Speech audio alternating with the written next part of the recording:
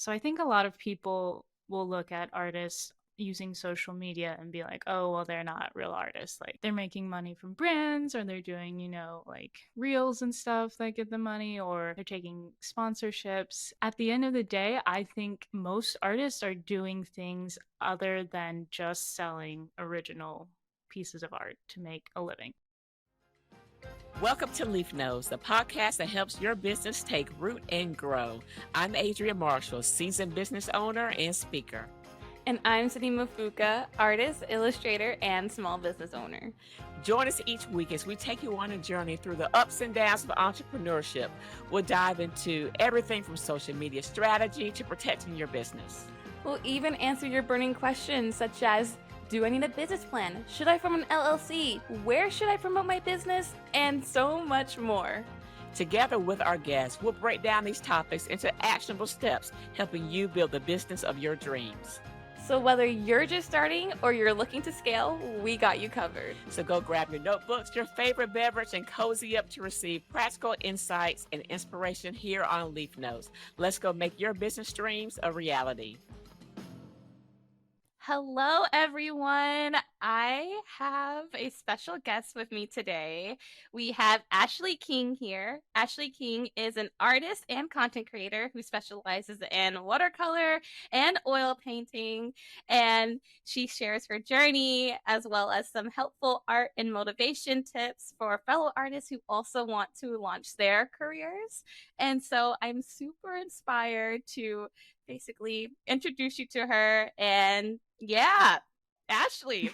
Hi. Thank you for having me. Of course. Oh my I'm gosh. so excited you're doing this. First of all, I know we had a conversation when we were like hanging out in Atlanta that you wanted to start a podcast, and I thought it was the best idea. And so I'm really happy to be on here.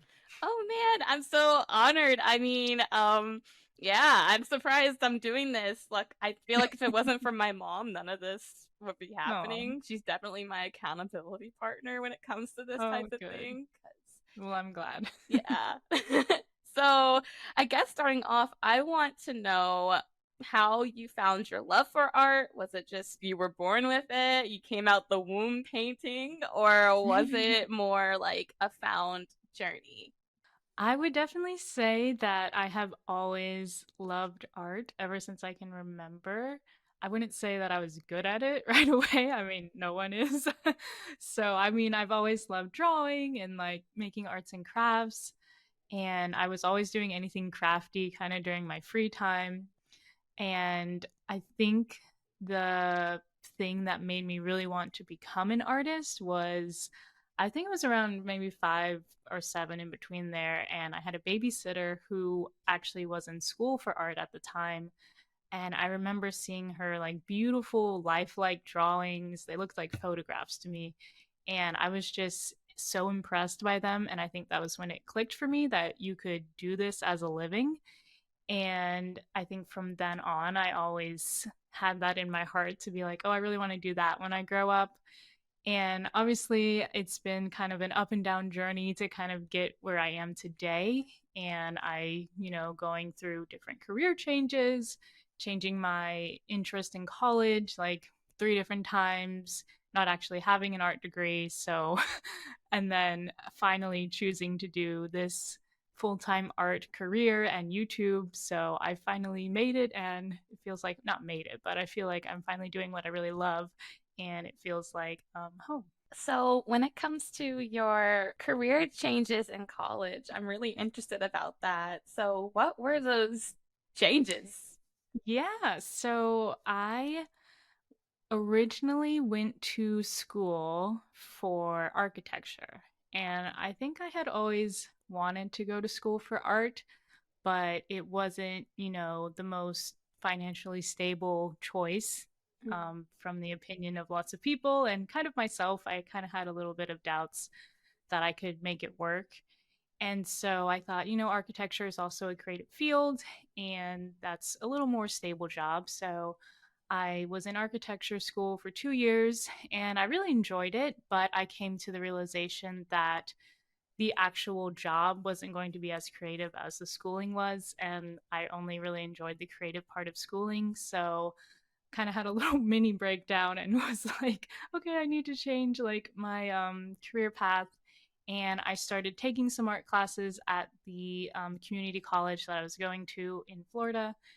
And I tried to get into a bigger art school there after I'd taken a few classes in my community college, and I didn't get into the art school there because my art wasn't good enough, plain and simple.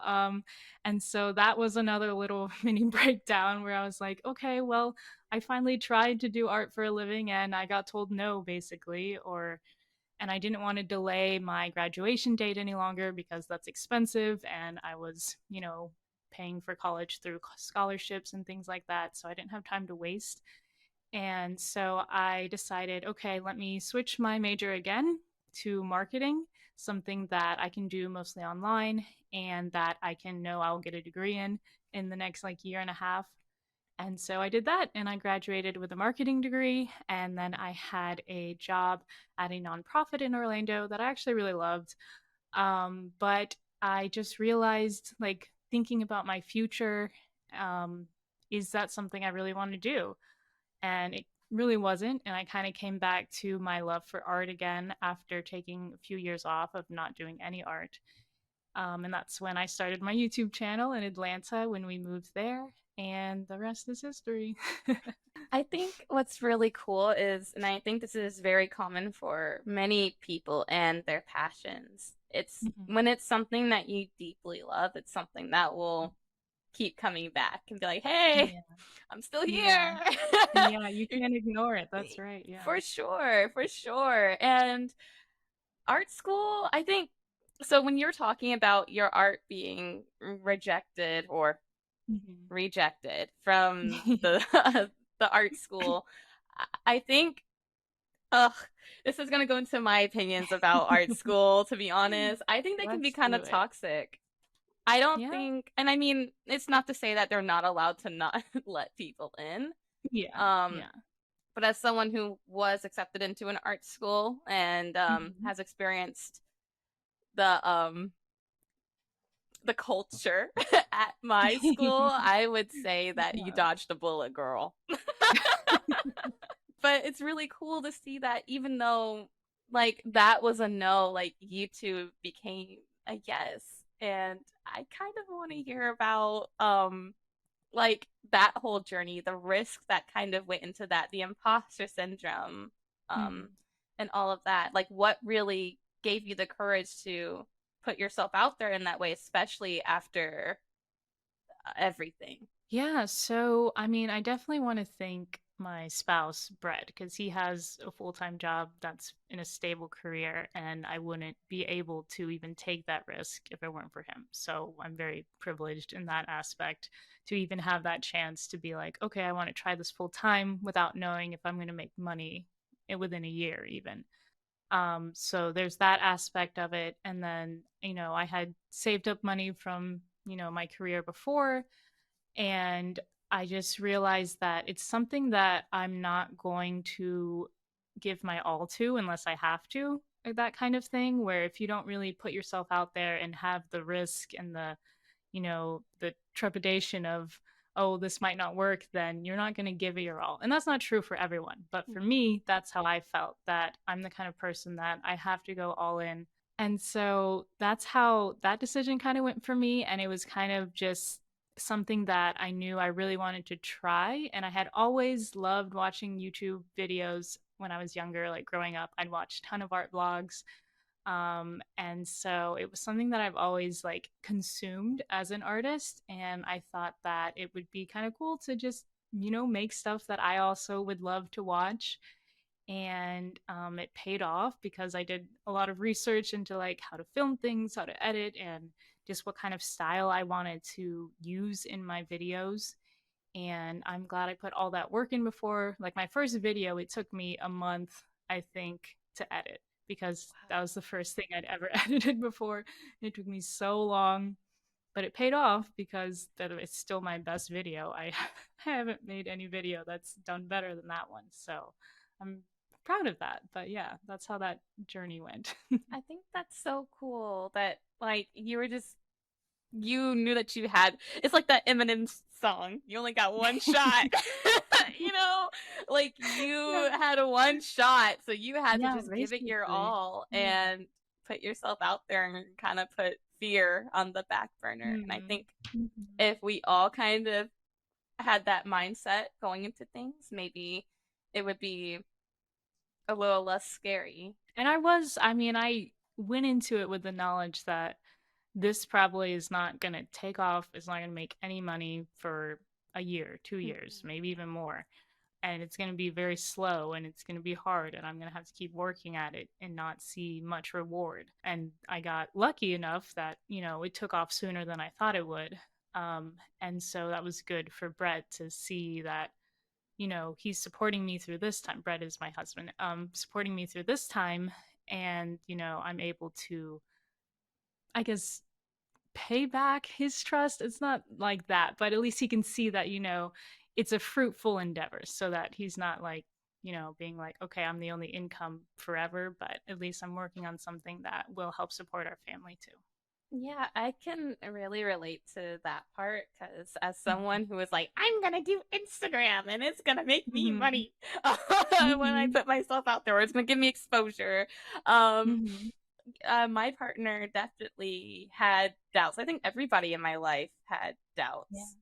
Yeah. I think the only one who did it was my mom, and that's because her business thrived off of social Mm. media. So she kind of knew the That's really cool. impact that it can Mm-hmm. really have. I think YouTube, even though it's people, there's millionaires off of YouTube and it's been around for a little while and most people use it, I think there's still that little bit of doubt. Like it's not as Yeah. cringe, I guess, to say that you're a YouTuber as it was maybe in 2014, but Yeah. Yeah. it's still risky. But I think it's amazing that Brett had that kind of trust in you and believed in you to be like, Yeah. hey, you know what, you go follow your dreams. I'll handle it for now. And Mm-hmm. I Yeah. also recall in one of your vlogs that you were saying that, you know, you kind of both supported each other in different stages of Mm-hmm. life as well. So, Yeah, there was a point in time during the pandemic where he had lost his job, and that was scary for us. And I was working full time and going to school full time, so it's a give and take. mhm. So we're very grateful to have that support system. Let's talk about money. Let's talk about, Okay. I think YouTube is something that as time goes by, more artists seem to be vouching for it as something that can help you obtain that balance as an artist, right? Between Mm-hmm. creating and also having stability, whether that's from brand Mm-hmm. sponsorships, Google AdSense, stuff like that. But I want to know about your experience. Yes. So, I mean, I've always said, and I say this a lot, that the best way to have a stable full-time income is to have different branches of income in your art career. So I think a lot of people will look at artists using social media and be like, oh, well, they're not real artists. Like, they're making money from brands, or they're doing, like reels and stuff that get the money, or they're taking sponsorships. But at the end of the day, I think most artists are doing things other than just selling original pieces of art to make a living. I mean, you have to. It's so many artists teach at colleges, they teach, little classes, they do workshops, they sell prints of their art, they sell merch, it's just another avenue to make income to support yourself, to support the art that you're making.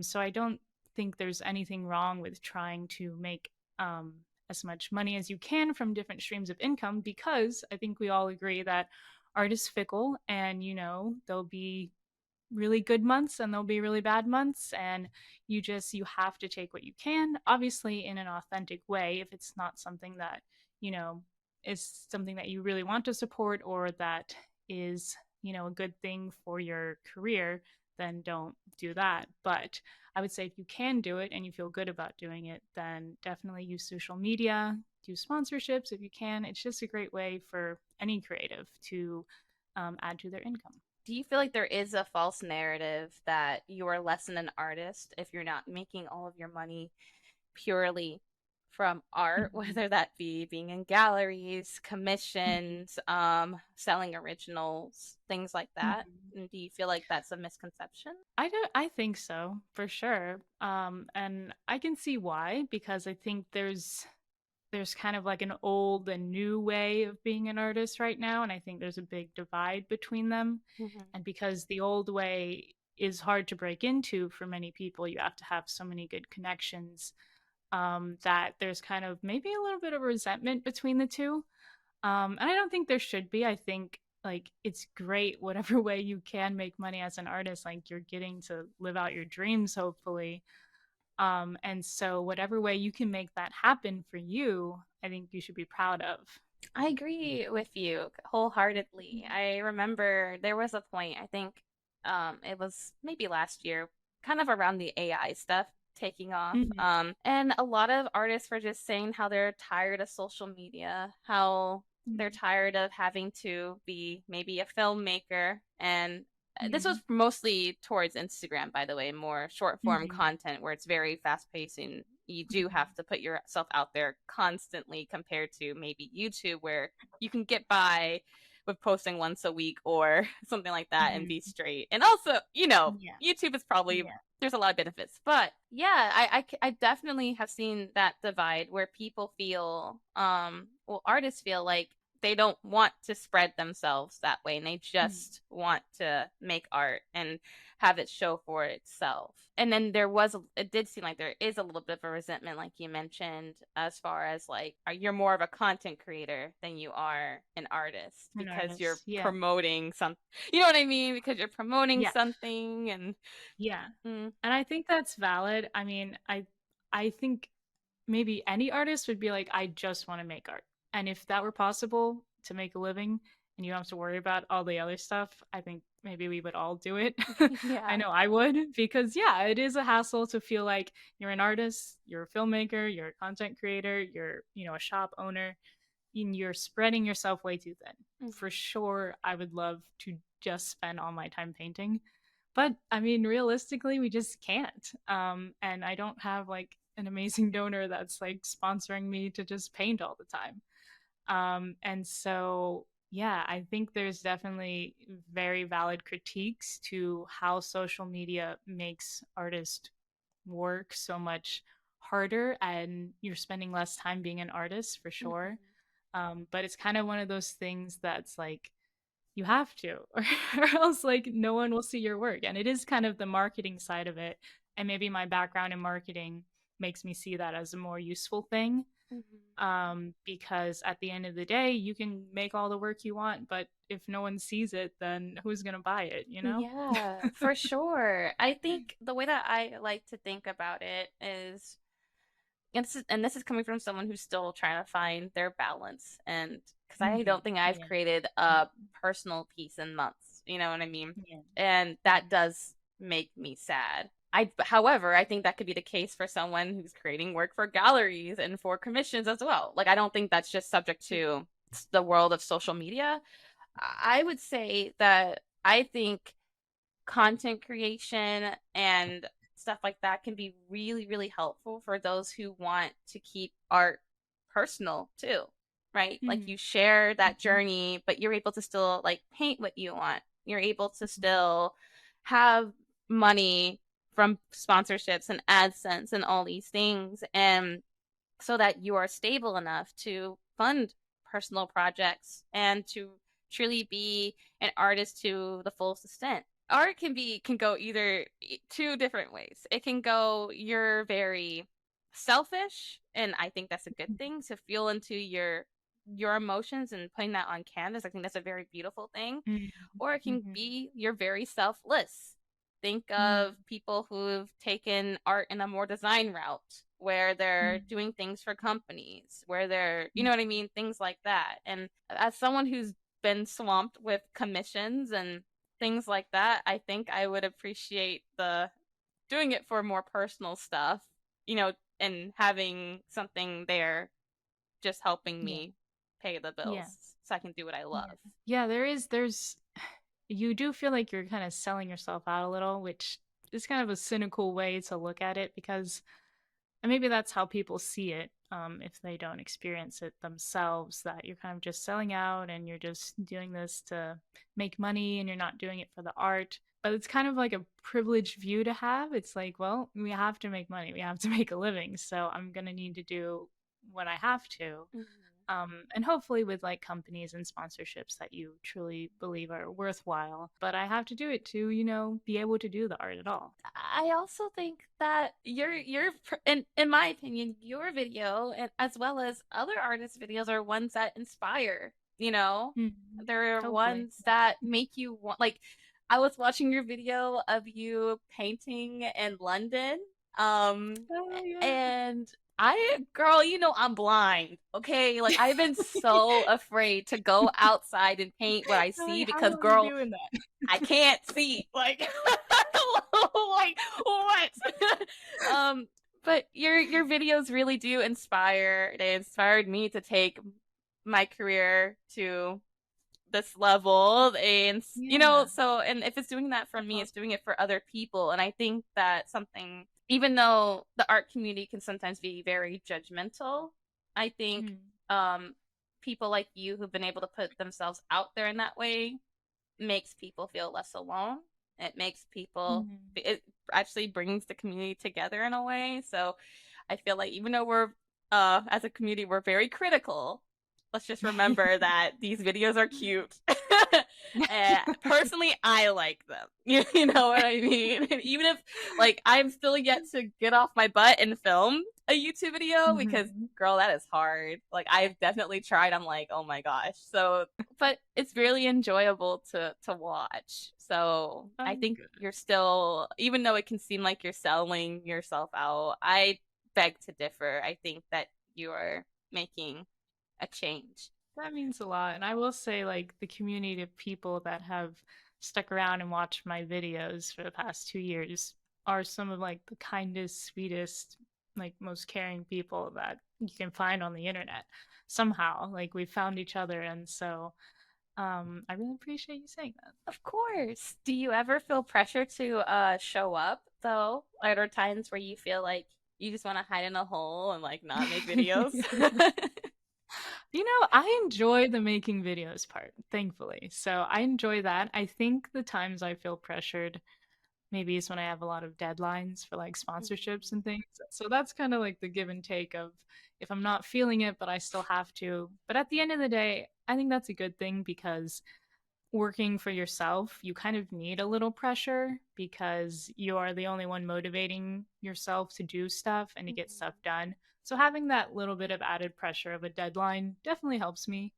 And I think it's good. Like art being a passion and a love for so many people, when you translate that into a career, it's still work and you still have to go to work when you don't want to every day. And it's something you love, but it is still something that you have to do, even if you're not feeling it. Not saying that you can't take breaks, but there are some times you have to, get to work. So, what is something that you do to keep your spark alive, to Mm. stay motivated? I think I like to just kind of switch up what mediums I'm using.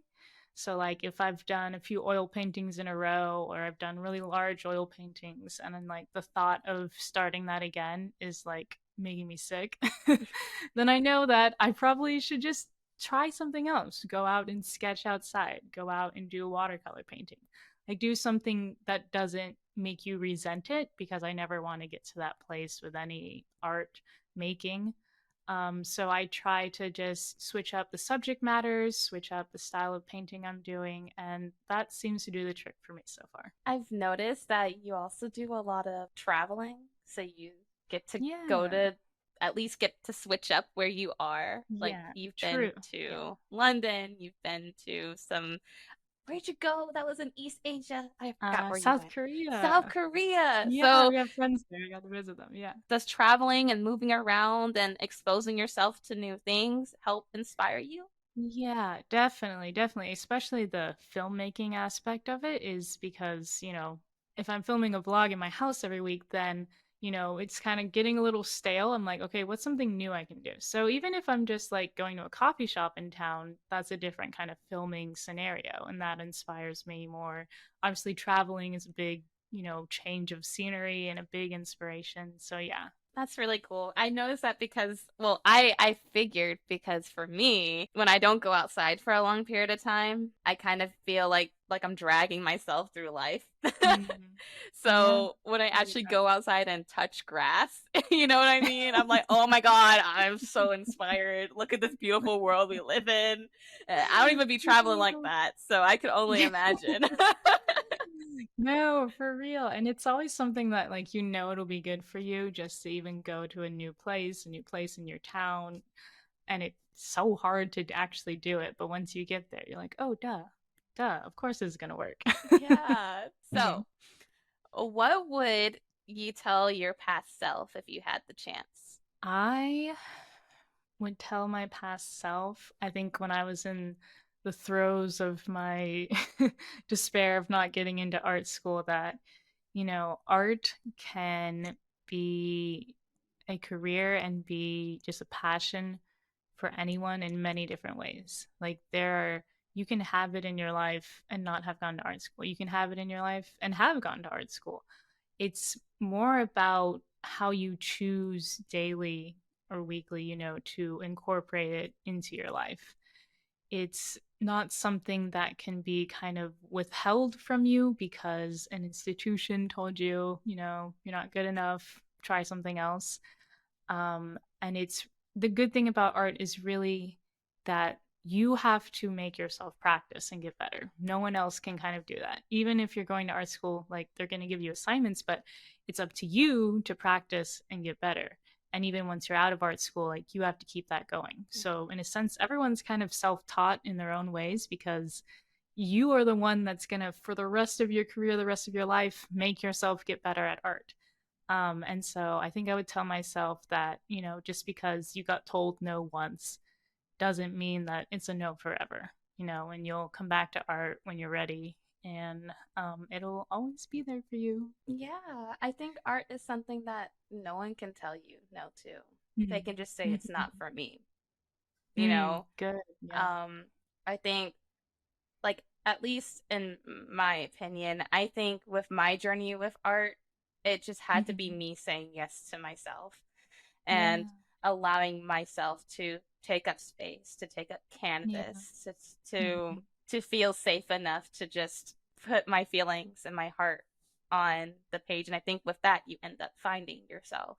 And, Yeah. it becomes like a little personal journey. And I think it kind of goes back to the when I was saying that art school is kind of toxic, because it is. It's because That's it it. gives you this misconception that because you're not perfect at these foundations, or because it can't fit your style into a box, or because whatever it may be, that is a no to you and your art. When in Mm-hmm. reality, I think that it should be taught that these are all just personal preferences. Yes, found Yeah. fundamentals. Those will always need to be improved throughout your entire life. You're not going to be Mm-hmm. perfect by the end of art school ever. You know what I mean? You could be Mm-hmm. really, really good. Mm-hmm. There are some people who are really, really good, Yeah. Yeah. but you're not going to be perfect, and that's okay. And Yeah. it's okay to be on your own little journey and to just find yourself and find what clicks. And for some people, that takes 50 years. For some people, that's when they feel like they found themselves, because trust me, there's Mm-hmm. been pieces that I've created that people like, but I don't, because I feel like Mm-hmm. it's not a mirror image of where I Yeah. am. It's not conveying what I want it to convey in the way that I can. And I feel like when you're able to create pieces that you're proud of and that feel like they're you, that's when it's, at least for me, that's when I felt confident enough to put myself out there as an artist. What was your experience? Because I know that with your YouTube channel, and correct me if I'm wrong, but when you started out, you were kind of doing a lot of studies and practicing like Mm-hmm. fundamental type things. When you were in that state of practice, what made you feel confident to 'cause I feel like it hits different when you're doing something that's more foundational than it is to be doing something more expressive, which is something that you're doing more now. Yeah, I definitely, I mean, I look back on the art I was making during my first videos, and I'm like, wow, I put that online. And wow, people, a lot of people saw that. But I think that's gonna happen for any artist forever, kind of, because you're always improving, hopefully. Even if it's not technical skills, it's the concepts you're working on. It's what you're trying to express is different than it is in the past. And so I definitely started out just trying to get better and using my YouTube time as a way, like my own little art school, to teach myself the things that I didn't learn not going to art school, you know? And I still think I'm very much learning. I don't think I've really found my style yet, whatever that means. But I am definitely trying to work on more conceptual pieces now. I mean, I still do things for fun and like just painting pictures that I've taken. But I am trying to incorporate more things that have more meaning to myself. And I think using that, first year and a half to kind of work on my skills definitely helped me be able to convey my more conceptual pieces in a way that I'm proud of. And so, yeah, but I think even like a year or two from now, I'll look back on my pieces and be like, wow, I put that online. Okay.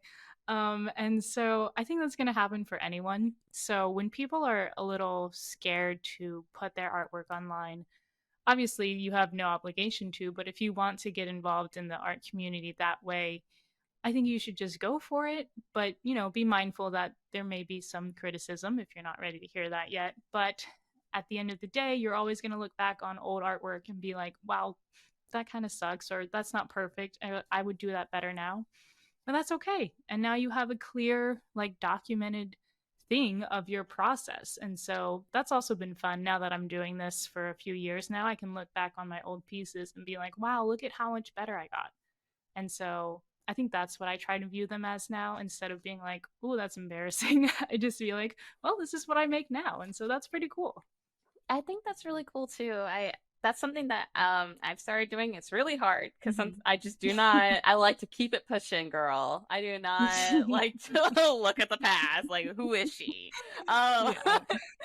but We sometimes know it's her. really inspiring though to see how far you've grown, especially when I know when I'm feeling art block or when I'm Mm-hmm. feeling just not right, not creative, just Mm-hmm. stuck. I'm really down. Sometimes even Mm-hmm. looking at old sketches and seeing how far I've come can be like, all right, like all Mm-hmm. this is amounting to something. So I think that's super cool that you also view it that way. I think as artists, when it comes to even putting ourselves out there in general, we're very we're visual artists, so we're very about the aesthetic, about the visuals, Yeah. about it being Mm-hmm. perfect. I think most of us are perfectionists and have to kind of wean ourselves out of that. Mm-hmm. Um, but I think looking at it in that way of like, I'm gonna look at this later on and either smile or laugh or be grateful or whatever, I Yeah. think it's a really, really good way to look at it. Almost like scrapbooking. Like you go Yeah, back, there you look at go. the memories, like, oh, remember when I drew that leaning tower of Pisa that was leaning a little bit too much? Or whatever. Yeah, yeah, no, I like that idea because yeah, I've been putting art online since I was 15. Like my art account Wow. on Instagram that I have now, I started it when I was like 14, 15. And I will What? admit I have archived some posts because they were still, I'm a little bit of a hypocrite because there are some pieces on there that I made when I was a teenager that I'm like, no one needs to see that anymore. But I've kept some. So if you scroll all the way down, you can see some really old pieces. But yeah. After we're done recording, I'm gonna do it. And I'm gonna like it so Just you send it know to I was me. there. It'll be cool to see though, because I'm gonna tell you this. This is something that actually, this is not an interview about me, but I'm gonna say something. Yeah. Something that has really helped me and inspired me when it came to pursuing making reels and posting my art on social media and stuff like that has been looking at my favorite artists' Instagram and scrolling all the way down, Mm. all the way, and seeing how many posts they actually had to make to get to where they are right now. Yeah, You know, I think when you're able to that's do true. that and then realize you only got four up, like you can be like, okay, like I got It's some gonna take a time. yeah.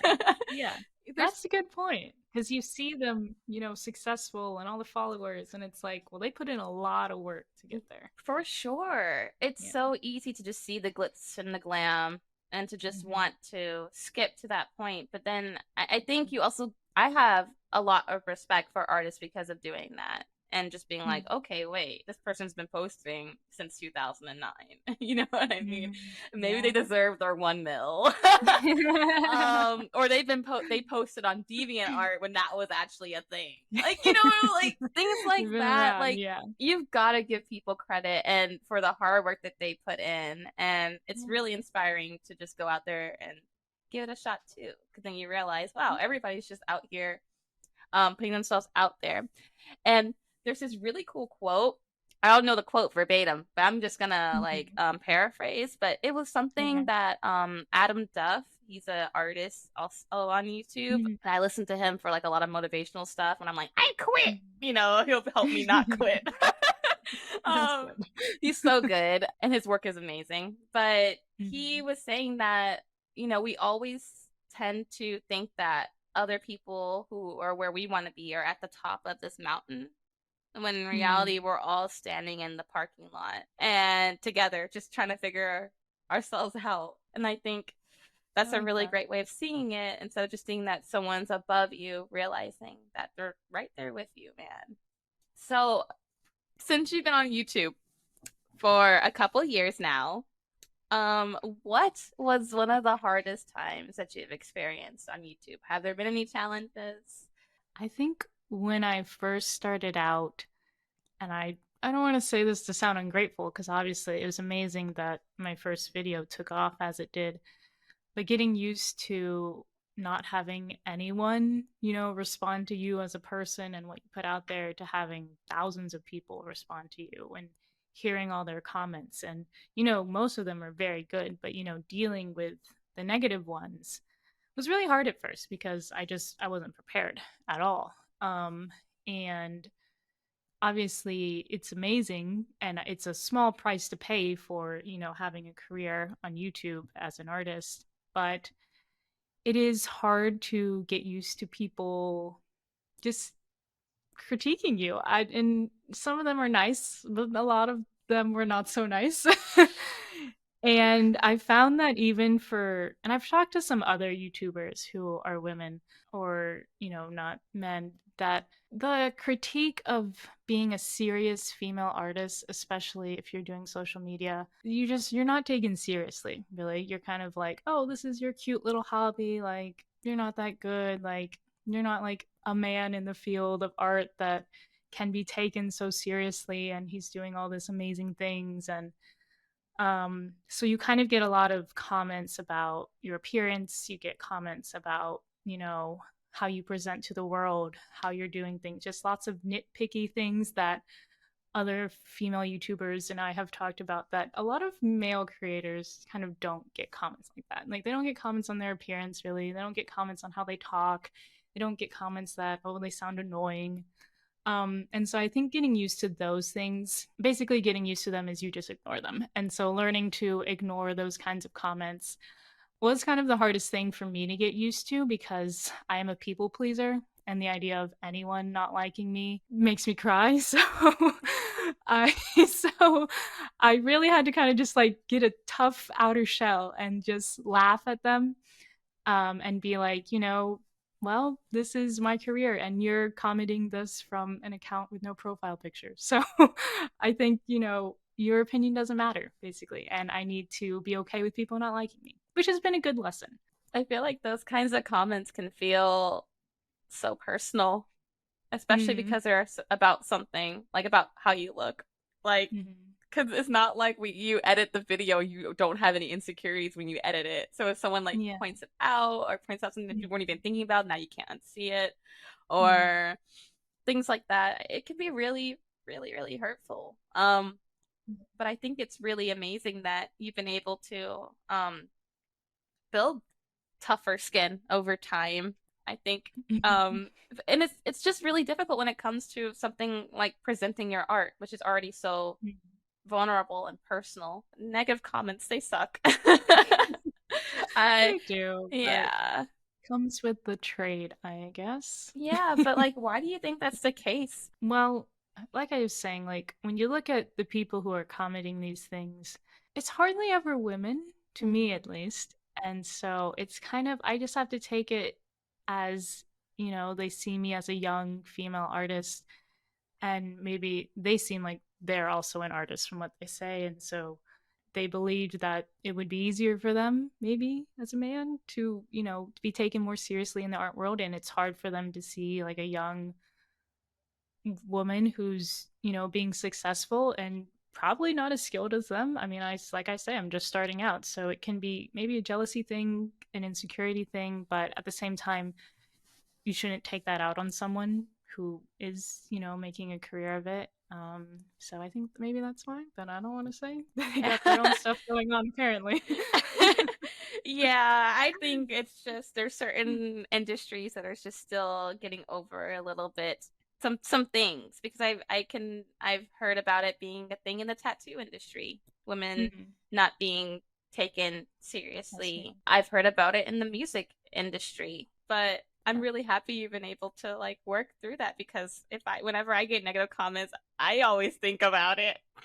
I do. I'm like, oh my God. I remember this one time someone told me that I should go to the ginger parade in Rome because I had red hair. I'm like, I'm just showing my art, man. Like, I know, it's like, don't comment on my body. Like, this is about the art. Like, yeah. yeah. Are there any more challenges? Was that the biggest one? That's probably the biggest one. Yeah. But like I said, just learning to ignore them. I mean, it's hard because I want to look at the comments and I want to respond to everyone, but I kind of have to limit myself to a certain time frame when the video just comes out, because after that, people who don't follow me will find the video, and Mhm. then they kind of have less of a loyalty to say something, even neutral, Yeah. if they don't want to. Yeah. How do you manage your personal life from, YouTube? Do you have like a special like schedule where you're like, okay, on Tuesday, Wednesdays, Thursdays, I record, and then on the rest of the days I relax or edit or live my life or Yeah, my schedule is very flexible. I kind of base it off of when I have like deadlines to get videos in, and for sponsorships. And so then I'll just go through and plan my month, how many days I need to film for this video, how many days do I need to edit. I'm still not the best at balancing my personal life and work life. It's really hard as, being self-employed. It just, you feel like you have to give all of your time to it, and you Mhm. have to give a lot of your time to it. But I have been learning to block off entire days to just don't do anything, which has been good because I can get carried away and be like, oh, I'll just do a few things today and a few things there, but it's supposed to be my off day. And so yeah, I'll just go through and schedule it. I'm a very big planner. I have to write out everything I do to keep on top of everything. And I love to make to-do lists. Like every day I'm making to-do lists and then mini to-do lists. And so that's kind of how I keep organized and keep my personal life and work life separate. But I'm working on getting better at that. You are giving Capricorn vibes. I love my to-do With all list my and my to-do mini lists. to-do list from my to-do list. I know. I'm not beating the Capricorn allegations today. It's okay. My mom's a Virgo, so She's she's on the kind right of path. I and also my Virgo friend Vana, if you're listening, hi Mhm. Vana. Oh, but she gave me a planner, so I've been using it like a madman, and it's so fun to just scratch Yeah, everything off my list and be like, oh my I God, and then know. look at the end of your week and then be like, oh, Yeah, I completed look so at all the much. stuff I got done. Yeah. It's so good. So I get it. I'm not knocking a You get girl. me. Yeah, but no, yeah, that is the Capricorn in me. So, with your social media, how do you find balance to create?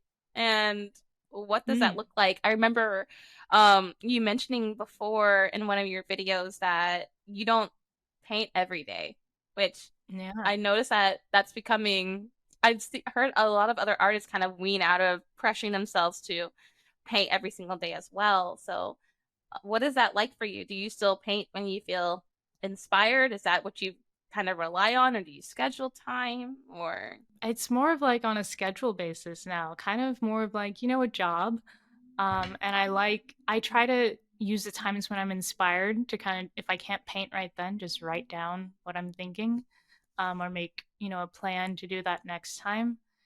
But it is definitely more of, all right, plan these days to film, so I'm going to be painting during these days. And yeah, I don't paint every day. I wish I could, but at the same time, it keeps it kind of fresh. I'd say I try to get like 3 paintings done a month, Mm. and so that could be just one day of painting. It could be a few days of painting, per painting. So yeah, I mean, it seems maybe like I'm doing a lot more work than I am, but I wish I was painting more. Um, but I just can't with all the other, work things I have to get done. And so when people ask, like, how do you like paint every day? How do you get so much work done? And I'm like, I feel like I'm really not getting that much painting done. I'm doing like maybe 2 to 3 paintings a month. So when you look at that, it's really not that much. But I wish I could do more, but I just don't. I don't have time. I mean, but you're consistent. I think what's cool is that Yeah. you've put it as a part of your schedule. I think for me, what I struggle with is that creating has always been a very spontaneous thing for me. Like, if I'm in Mm. school, oh, I'm just gonna go doodle during class. You know what I mean? Or if I'm at Mhm. home, oh, I'm in my Mhm. feelings. Let me just draw something, you know? So now kind of getting off of just drawing spontaneously, Mm. it's been really difficult to be like, okay, now I'm gonna sit down and paint. Because then it's like, for me, it feels like pressure. You know what I mean? Yeah. Yeah. Um, it feels like sometimes I'm not in the mood, to be honest, Yeah. when I schedule it. Yeah. But for some reason, when I'm answering emails or I'm doing other stuff, I'm like, I want to paint right now, you know? I know, I know. It's like my editing weeks. I'm like, I wish I was painting. And when I plan to paint, it's like, hmm. I'm like, I don't know what to paint. No, I don't really, yeah. That's always how it goes, isn't it? Yeah. Yeah, for sure. Or like when you're maybe like I know for me when I'm on my more down periods, next thing you know, I see Mhm. everybody on social media being Mhm. creative. And I'm like, Mhm. man, I should be more creative. Just Mhm. little things like that. But it's cool that you've been able to be consistent because that's something. I mean, I feel like with obviously client work, I'm pretty consistent, but when it comes to personal things and whipping out new pieces um that's for everyone, Yeah. it's been a little bit difficult. Do you do commissions? I've done a few, but I don't do any currently. I wouldn't have time. I'm not against them. I mostly keep them for like friends and family, Hmm. if they really want something done. So that's kind of a good balance because, I mean, I'm sure as you know, doing commissions for, you know, strangers on the internet, it's a lot more work because, there's a lot of trust to build there. Mhm. Um, and, a lot of communicating to know what they really want. So I don't do them right now, but maybe if my schedule's not as crazy, I could. I I think there's like this pressure that also like kind of what you were saying with the building trust. I think there is a lot of pressure that comes from making something that someone else will like. You know, Yeah. I can deal Oh with yeah. posting something or creating something that I like and no one else likes. That's Yeah. fine. Yeah. I care if people like it, but I also care if I like it. So, Hmm. but when it comes to it's almost like a collaborative piece at this point when it comes Yeah. to bringing someone else's vision to life, but in a way that I can feel proud of it too. Hmm. I think Hmm. there's a lot of pressure, and then it's a lot of remembering, okay, this person commissioned you for a reason. They like your eye, they like what you do. Don't forget that. Don't change. Don't be trying to change now. Because for me, I'll be like, I need to change my style. No, I have a lot of respect for you and like any artists that do commission work. Like it's so hard. It is. It is. It's something. It's interesting because I enjoy it, but I definitely need to find a balance after doing commission work and realizing what my workflow is like this year and realizing, yeah, just everything. Um, it makes me think, okay, maybe I can raise my prices because it takes me so long to do things. You should. Um, You should. yeah, and then also maybe just like have a limit to one commission a month. Like it doesn't That's need to good. be like let me have so many slots open and not really have a Yeah. plan on how I'm going to get these all done in a reasonable amount of time. So, would you say that social media has been a huge impact on your art career then? For sure. Yeah. I think social media is the only reason I have an art career, for being honest. So, yeah, I wouldn't be where I am without it. And, my career in marketing, I worked in social media marketing, which is why I think I kind of made the transition a little bit easier because I understood, kind of analytics and metrics but it's been kind of cool to use all those different aspects of my past college experience and career experiences um, for my art career now, which is something that I think life is supposed to happen how it happens, and you go through things to make you into the whole person you're supposed to be. So, like, my architecture time in architecture school, I learned a lot about design and making things neat and keeping things, looking good when you create them, your craft.